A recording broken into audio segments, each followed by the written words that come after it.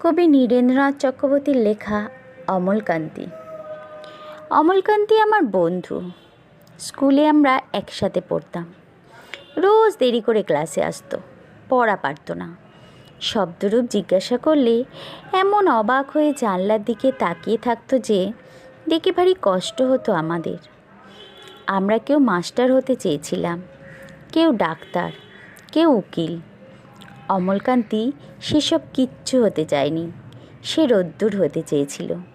ক্ষান্ত বর্ষণ, কাকডাকা বিকেলের সেই লাজুক রোদ্দুর, জাম আর জামরুলের পাতায় যা নাকি অল্প একটু হাসির মতো লেগে থাকে।